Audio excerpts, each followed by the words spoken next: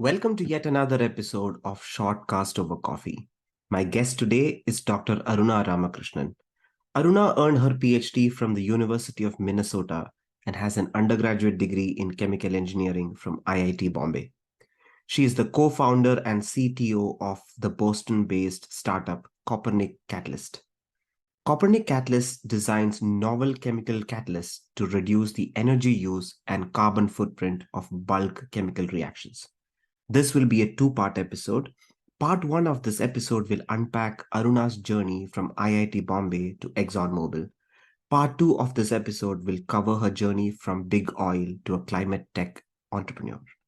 I had a lovely time talking to Aruna and hope you guys enjoyed too. Let's get on with the episode. I was working on the materials side of things, well, kind of. And it was amazing. Like everything was steel because there was no perk to reduction in weight, right? Unlike the aerospace industry, so everything was steel, and it was just getting so monotonous. And I think that was probably one of the reasons why I quit. But yeah, coming back to your startup journey, I'm going to leave this completely open ended so that you can give us as much information as you can. How did you transition from these working with this big chemical corporations to something that you do right now? Yeah, it was an interesting, very interesting switch because they're literally polar opposites. So right now I'm in a company which has like I can count the number of people on my hand. So it's a very small company, and basically everything is kind of up to me in a sense, right? So it's very liberating. It's very empowering. It's also very scary because mistakes that I make can have big consequences, and there's nowhere to hide, right? So it's you got to face everything. It's just you are the company. So my journey with startup started about a year back. I finished working at Exxon Mobil early last year. I quit and I moved to Boston. So I was in New Jersey, if you remember, with Exxon Mobil. And I moved to Boston. Boston is a really good place for all of these climate tech or tough tech, as they call it, problems. It has a number of universities. There's MIT, Tufts, Harvard, a lot of great universities here. Very good. It's a very young place. There's a lot of students and has this great energy and vibe. The whole Boston and Cambridge area. And there's a lot of ideas that come out of the universities that are spun out into companies. And this is very different from what it used to be, a few decades back. And more, young students or students in grad school are looking to make enterprises and not just work for another company. So a lot, I can see the change in mindset, and people taking bold steps and people taking risks, because they're a lot of reasons. A lot of times they are. I think they're just driven by the desire to make an impact on climate. You see with the newer generations, right? They're much more tuned into the climate crisis and much more, I'd say, hungrier to find a solution soon. So that's all. That is really awesome to see. And I'm very glad I'm here because it gives me an ability to tap into that talent, tap into that energy. That it's very important to have the right ecosystem around you, because if you're just alone in, without these kind of people around you, or this supportive environment around you, then it's very easy to give up. So that's helped a lot. Just the location has helped me. Was your move also driven by this reason that hey, So Boston is the yeah, next but big it thing? was largely driven by this reason. And actually, my husband also was. He's an investor on the climate side. He's an investor in climate tech. So we have a very unique mix in our family. One person who's looking at different technologies and trying to invest, and one person who's actually developing a technology. So we have this investor operator kind of perspective, and we like to share our perspectives with each other. I kind of know what dinner table conversations are like. So I moved to Boston after Exxon Mobil, and I actually met my co-founder for Copernic, whose name is Jacob Gross. I met him the year before that when I was still at Exxon Mobil, through one of our investors, the Engine. It's a fund that was spun out of MIT. I don't know if you've heard of them, but they introduced us. He was looking for a co-founder at the time, and so the two of us connected, and then we decided we'll make a team and take Copernic ahead. Well, what got you excited? I see these LinkedIn posts or posts on Indeed that hey, we want to do we want to have a co-founder join our team. But being a co-founder is very different from being just an employee. Like you mentioned, there's so much Yeah. responsibility and whatnot. But what got you excited to join Copernic versus something else? Yeah, so I think number one, to be a co-founder, it's it's got to be you've got to have a very deep belief system. Without that, you cannot really survive to have this kind of a role. You've got to have almost this, unreasonable belief in your idea, and at least this really really deep drive that uh, survives different problems, right, that will come along the way. And so for me, this drive was all about making an impact on climate. And I'd seen enough at Exxon Mobil to know how large corporations work. And I think two reasons, right? One is I thought in a smaller setup, I could bring my ideas to fruition and without all of the roadblocks and the bureaucracy of a large corporation. That's definitely one aspect. And the second is I had learned enough about scale up and got a lot of real world experience through my experiences at Praxair and Exxon Mobil that I felt confident enough to be able to work in this kind of a subject, right? So if I were coming right out of grad school, I think I would not be that confident. I would, I would be looking at things in a very different way. Maybe I'll put it that way. What I realized was in the startup space, a lot of the founders, and we need lots of founders, but a lot of them are very academic. They come straight out of their PhD or after their masters with a really good scientific idea, but with very little clue of how to scale that up or how to make it work. So I thought there was a unique opportunity for me over here with my 7 years or so of industrial experience to make a real impact and to drive a change in the startup world that was real. And so for these reasons, I was looking for an opportunity to work on a meaningful problem. And why I liked Copernic, it's because of one thing that I mentioned earlier, which is energy transition isn't something where drop you drop all the technologies that you currently have like a hot potato and jump to something new.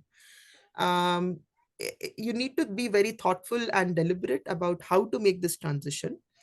And a big part of this is using existing assets to lower their carbon emissions or to make them carbon free, right? Obviously, you want to make them carbon free if you can. If you cannot, you want to cut the emissions as much as possible. So at Copernic, what we're doing is we're developing catalysts.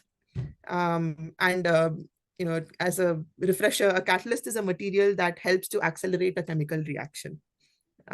So something that it also helps to reduce the energy requirement for the reaction, the temperature and pressure for the reaction, which in turn, if you need less energy, it means probably you need smaller reactors or thinner reactors. You need to burn less oil and gas if you're using oil and gas. um, and it just makes the overall process cheaper as well, right, if to make it more energy efficient. So we are developing better catalysts for making chemicals. That's our high level thesis. But what's different about us is the catalysts that we are developing are all compatible with the existing infrastructure or the existing steel on the ground. So in other words, if I am the head of a large chemical corporation and Copernic comes to me with this new catalyst that can reduce my energy requirements and without having to necessarily change all the different elements of the process, without having to reconfigure the feed steel on the ground, it's it's a much lower barrier for me to say yes to that idea, right? And this is a challenge that these large corporations face, which is what makes sustainability sense, sometimes does not make business sense. And so what we are trying to do over here is to give a solution that helps your business, brings costs down, but also brings your emissions down and has a sustainability impact. So you don't have to trade off one for the other, right? So for example, you don't have to go, you don't have to buy very expensive renewable energy to bring down your carbon footprint. But at the end, if you look at your profit and loss statement, your balance sheet may not look that profitable to you. So this was what attracted me to it, right? The ability to make it to make a business more sustainable, at the same time more profitable, because we live in a capitalist economy, right? You cannot expect everyone to be altruistic and say that I will sacrifice my profits to be low carbon or sustainable. That's an ideal world. I would love it if people were that way, but that's just not how the way works. So hopefully in the future, with a carbon tax and with people being made to pay the price for carbon or pay the price for emissions, that that gap will reduce, and there will be a natural drive towards sustainable solutions. But where we stand today, that incentive is just not high enough. So there's a lot of talk and a lot of research and this and that, but when you see how things are implemented, at the end of the day, it has to be driven by a business decision. And the business decision is driven by by numbers. Is your enterprise going to be profitable or not? And this is just this conundrum. This is what is holding up these large oil and gas companies and these chemicals companies, and this is why we're not seeing the energy transition as fast as it should be. Yeah, I think you bridge a really good gap here, because like you mentioned, big corporations have this incredible amount of real estate, not just real estate, but just investment on the ground. And then for them to cut down or make a radical shift in technology is going to take a lot of research money. So that's where Copernic comes in and is like, keeping what you have, we are going to make a significant impact in your carbon footprint by reducing it. So that I mean, no wonder it got you excited. But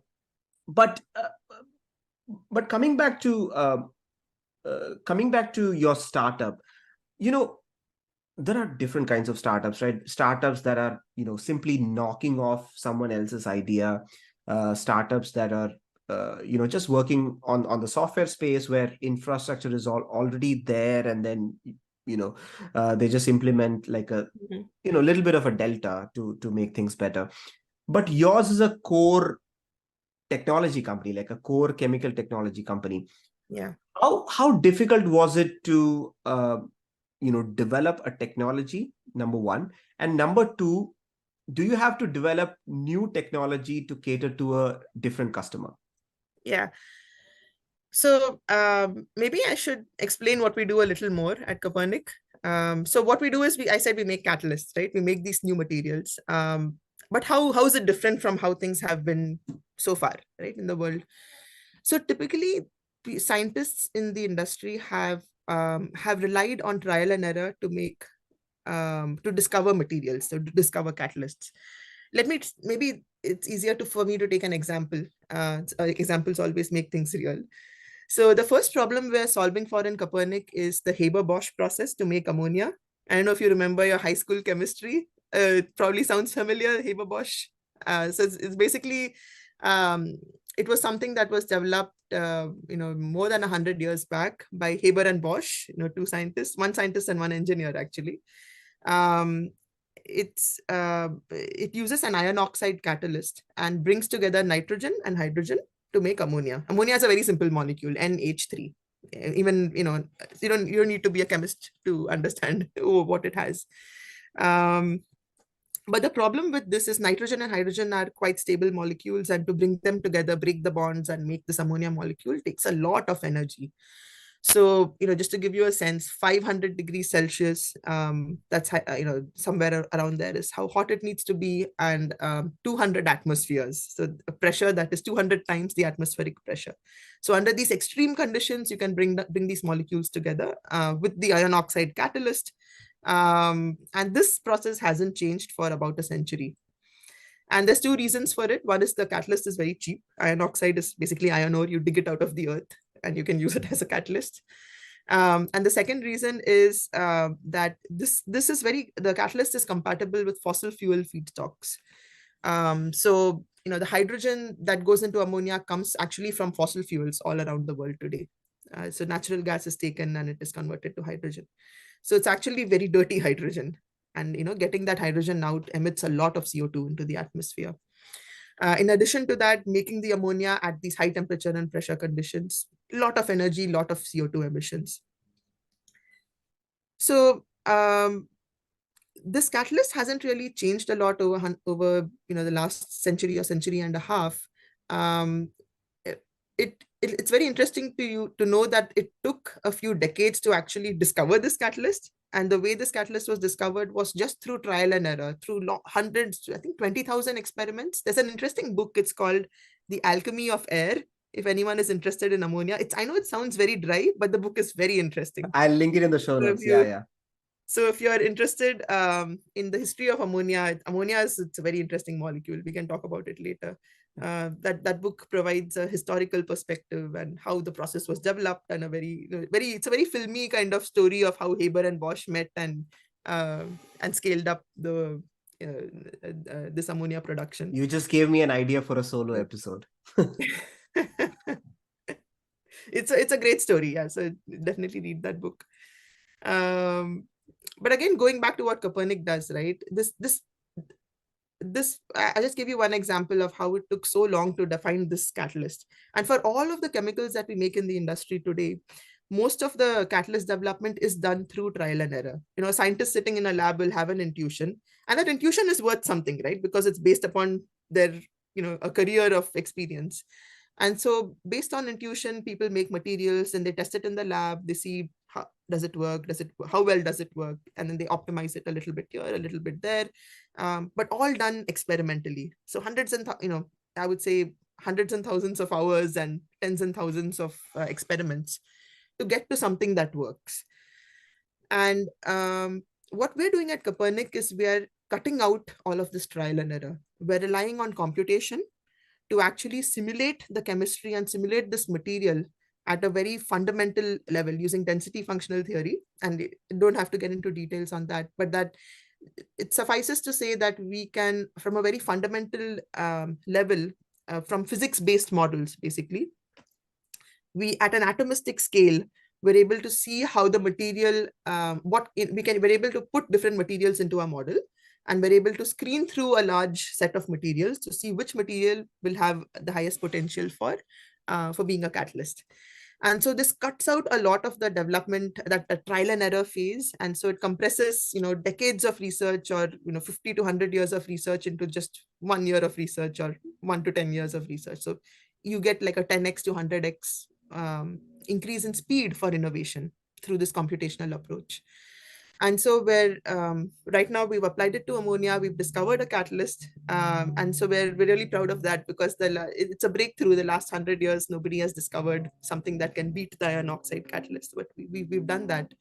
And so now we're in the process of developing it to a level where we can start scaling it up. So we're right at that cusp of discovery and scale up. And I'm excited about that too, because that's a playground where I know how to play, right? The scale up through my experience. And so our vision is really to apply our computational approach to the entire chemical industry, to a lot of these high emission chemicals, and bring down the emissions and make them more sustainable, basically. And just to give you a sense, right, the world emits maybe 50 billion tons of CO2 per year. And of that, about about 2.5 tons of CO2 of the 50 billion tons just comes from making chemicals. And then in addition to this, ammonia is, people are interested in ammonia as a shipping fuel. It has a lot of energy in it, and it doesn't have carbon in it, right? NH3. So you can potentially burn ammonia, use it as a fuel, make it at large scales to be usable as a fuel, and then that allows you to decarbonize the shipping industry. There's a lot of interest in the shipping sector. Shipping produces 3% of the world's emissions. I don't know if you're aware of that, but that's 3% is again a large number for just transporting goods across the world. That's how much energy it takes. So again, there's potential for another 3% over there. And so, everything together, we think we can target like 5 to 10% of global emissions simply through development of catalysts. So, all of this got me very excited, right? The scale of impact that you could have, being able to use my skill set for something that's so meaningful. And in my grad school, if you remember, I did purely experimental work in the beginning. I got disillusioned by it and I went into something more computational. So for me, it all seemed to come together in a way. Like my life's journey seemed to be pointing towards, I should go here because I know the pitfalls of doing slow R&D. We need to do research quickly. We need to solve problems quickly, right? That's how we will, otherwise we will just exacerbate the climate crisis. Because I'd been through that the grad school experience of disliking trial and error and wanting to apply computational and systematic development methods, I could see that everything was kind of converging towards this, where the methodology that we are deploying at Copernic, the computationally driven methodology, I think that solves a lot of problems that the chemical industry has. Again, things are very slow in this sector. Again, going back to what we discussed earlier, right? Change is slow, innovation is slow, everything is so slow moving. And the problem is that we need the sector to move fast. We need the sector to make changes fast because of the amount of emissions that it contributes on a yearly basis to the atmosphere. So what we're doing at Copernic does that. We were able to accelerate the pace of innovation. We're able to accelerate that discovery and then apply it in a way where we don't waste the assets that are already on the ground. Yeah, I was having this conversation with economist Ajay Shah earlier, and we were touching a bit about climate sciences and global warming in general. You are a co-founder and you run a company with one of your colleagues, and hiring is such an important task from a startup standpoint. How difficult has it been to bridge the gap between the skill set that you require versus the skill set that's available in the market? And the reason why I'm asking this question is everyone is driven towards data science and computer science. I mean, rightly so, because it gives you a good life, good income, and whatnot. But then with this tons of startups in the climate tech space, not a lot of people are taking up an atmospheric science degree or a chemical engineering degree. Yeah. And has that been one of the reasons why this thing has been slow? And what are the challenges that you have faced with the recruiting skill set standpoint? Yeah, good question. So I think first, the question about is hiring difficult and is it slow? Hiring is difficult, but I think more and more what we're seeing is that people with degrees in engineering and science, they do want to make an impact on the climate. And they're looking for ways to do so when they graduate. So I think the motivation and just the new generation that's graduating, it's more aligned with what we need in the startup world, and that's really great. So that's one subset of people that we hire. The second set, which I think is often overlooked, is experienced hires. So people like me, right? Or people like maybe even with a whole career of experience, maybe even people that have retired from these industries, but want to use their skills towards something meaningful. These are just, they're amazing people to tap into because they can reduce your learning curve so much. And they just bring their vast experience, knowledge, and they'll get things done fast. they will mentor the younger or the newer incoming hires, and they just create that balance in your They company. speed up the process, right? Pretty They much do, with their yeah, yeah, experience. Yeah. yeah. And especially I would say people that are retired who don't have anything. See, I wouldn't blame everyone in the I wouldn't blame anyone for wanting to work or continue to work at an oil and gas company or a chemicals company or one of these high emission sectors, because everyone has a family to take care of. They have mouths to feed, and if that's what they are trained for and that's what they've done, it's hard to tell people that they should change, right? um, so very few people can really make that change. And I think people that are retired, and there's a lot of them that we can tap into sitting here in the climate ecosystem. And so I've been trying to do that, and we actually work with a couple of retired folks who actually did not really want to retire, and they wanted to start up something, a little enterprise of their own, so they consult with us, and it's been invaluable for us. So if you cannot find the right skill set in one person, you can go and find people that have had experience and use them as consultants and use all of their knowledge to bridge the gap.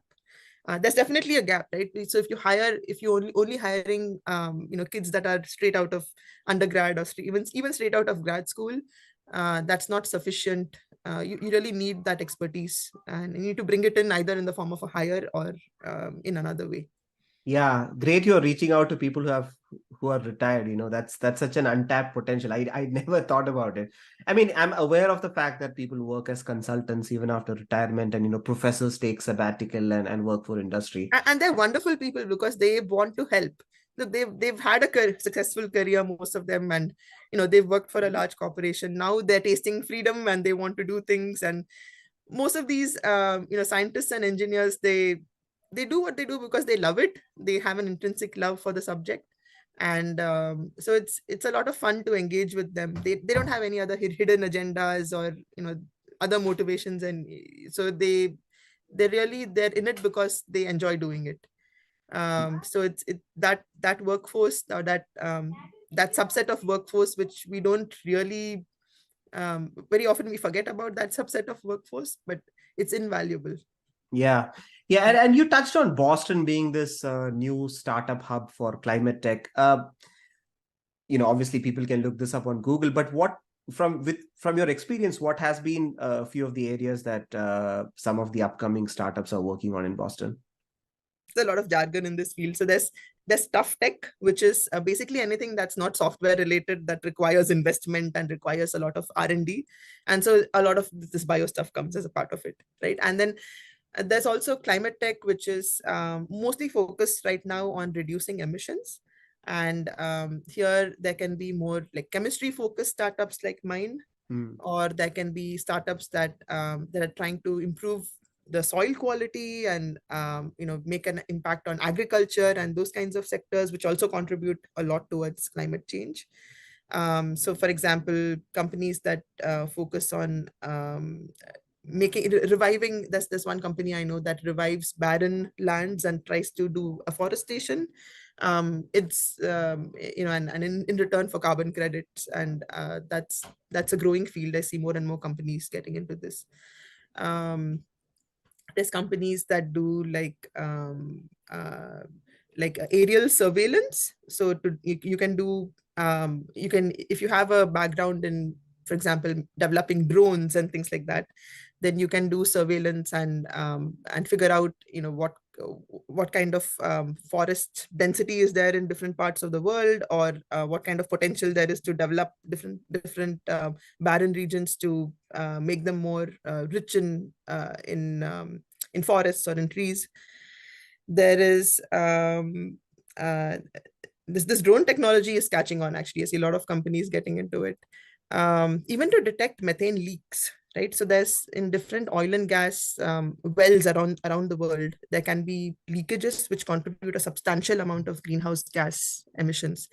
And again, aerial maps, satellite imaging and things like that to detect leaks, or at a more engineering level, sometimes even like sensors that can help oil and gas companies to detect leaks in wells. Things like this I've seen startups grow quite a bit.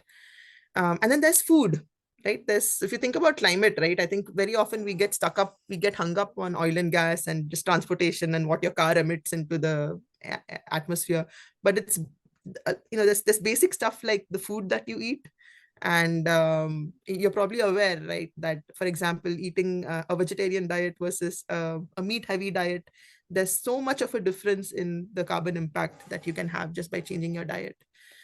And so the companies like you've heard of the Impossible Burger and those kinds of meat alternatives. That's one whole area where there's a lot of activity.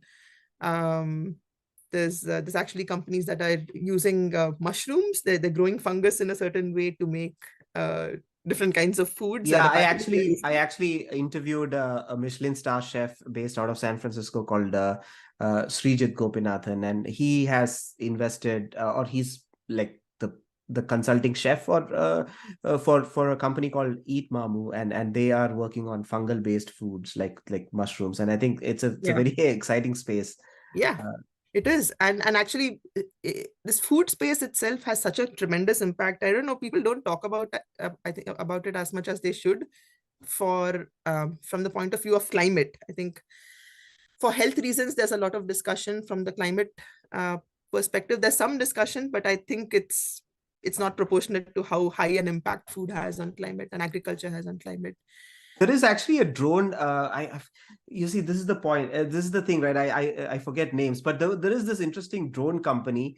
I think based out of California. That what they do is they just take seeds and they drop it from the drone like Mhm. randomly, and they made some interesting calculation that even if 10% of the seeds grow into becoming trees or whatever, it still is gonna do some sort of replenishment Full of benefit. Yeah. yeah, replenishment of the forest. So they just take a bag of bag of seeds and they just drop it at random places, Yeah. expecting some to grow. So Yeah. drone and climate change is an interesting space to. Oh, the example came back to me. So there is a food wastage. If you're aware of this, if you look at the numbers, it's actually quite shocking. Like between production and consumption, we waste like more than half of the food in that chain.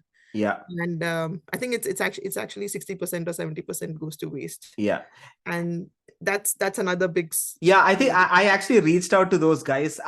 We may be probably talking about the same guys, but the company is called Guac. I think Guac Incorporated, or maybe there are multiple. Who knows? But they actually went through like the Y Combinator Mhm. process, and they are doing some incredible work. It's founded by a couple of young people. I think 23 and 22 years of age. Remarkable work. I mean, I just hope they grow.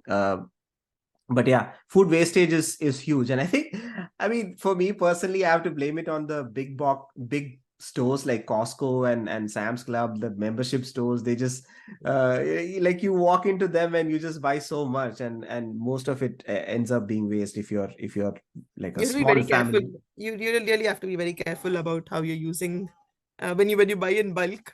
Yeah, Yeah. it's I find it much better to just buy more frequently and consume.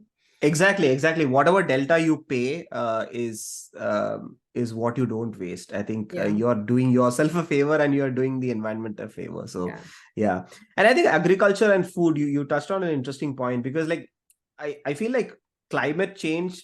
I mean, I wouldn't say climate change, but man's intervention sort of with the nature started when large scale agriculture started, right? So that's also one of the huge biggest contributors for climate change, acres and acres of land. But yeah, a lot of players coming in that space. um, coming back to the startup, how difficult was it to convince venture capitalists for money, and and what is the space looking like? Climate tech is growing bigger day by day, and are there a lot of venture capitalists interested in investing in such field? Tell me more about the space. yeah, yeah. So I think maybe a decade back it was harder to find money for these kind of climate technologies. The main reason being that it requires what is called patient capital, right? So when VCs invest, they typically have an expectation that they'll make a return on investment in a certain number of years, right? And typically it's been, a couple of years and not really more than 2 years or 3 years. They want to see a return on investment. Whereas when you're doing things that are more hardware focused, like what we do, which require a lot of capital, it requires time for research and development. Trust. It requires trust. That's why it's called patient capital. Maybe it should call trusting. It should be called trusting capital as well. Um, the time frames increase. If you have a good idea and if you have the right team, there's different ways to get funding. One is either you can definitely approach VCs. VC money is the most expensive way to fund your company. If you're able to get government grants, that's a really good way to, at least in the early stages, to get some free money from the government to develop your idea, at least to a stage where it's prototyped. What do you mean by expensive way to fund your startup? Because they take a lot of equity from you, right? A venture capitalist would give you money, but also take a lot of equity. So, and I've seen that more and more people with technical acumen are getting into investing with the goal of driving the money towards the right areas. Um, because if you think of it from an investor's point of view too, it's tough for them because you need a certain depth of understanding and familiarity with the space to pick the right ideas to fund, right? Because we're seeing more and more technical backgrounds in the investing side. um, I think if you remember the last clean tech boom that happened around 2008 to 2011 or 12, there was a big boom then, and there was a lot of hype around clean tech and biofuels and things like that. But it was a boom and a bust, and a lot of VCs lost money, and so that left a really bad taste in many investors' mouths. And so there was, I think the next between 2010 and 2020, there was a bit of or maybe 2015 to 16, people kind of stayed away from clean tech. But I think slowly now it's come back, with some caution, right? So people are always cautious. And I think there's different types of investors. Like I said, the more technical investors, sometimes the investors are also parts of companies, so they're called CVCs. And these companies typically are like, maybe Exxon Mobil or Shell, or one of these companies that has a reason to think about climate, right? Because their core business may be polluting, or for other reasons, even companies like Amazon. So they are called strategic investors. So what these investors are looking for is for companies that have interesting ideas that align well with their own company strategy, with the idea probably that they would want to acquire this smaller company at some point of time. And these are also, they can be interesting to work with because, again, they bring a lot of knowledge and expertise, which a financial VC cannot bring. So I'm seeing a lot of growth and interest from strategic investors, because the world is demanding more and more accountability from large corporations, and so these large corporations are on the lookout for good ideas. So I think funding can come from a number of these sources. Yeah, I think it's also important to have young VCs come into the space because, like you said, it's a waiting game. You need to be patient because VCs want quick return of their money, right? So let's say if something is going to take 5 years or 10 years, a lot of them who are on the later stages of their career may not even be around. So it's important to maybe if not young VCs, maybe VCs who are more generous and like long term, or they have a vision, sort of, that's probably more important to get funding in this stage. Yeah, and it's there, it's increasing. It was definitely much harder to get funding for, if I took Copernic's idea for funding maybe 5 to 10 years back, it would be much harder than it is now. We also have a large grant from the Department of Energy.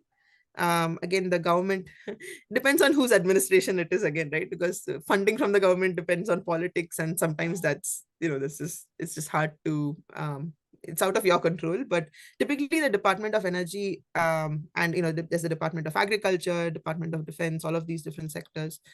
But at least with the current administration, there's a lot of focus on mitigating climate change. And so they have government money available to fund ideas. And so you can, if just as a piece of advice to, if there's anyone listening who wants to look into ways to fund an early stage company, a grant is a great way. It takes effort to put a good grant application together, but it's really worth it because it at the end of the day, it's free money. And you also get assigned a program manager from the Department of Energy, and often these people have their experience, and they have good insights, and they can actually help. You're back to what you dreaded the most, writing grants.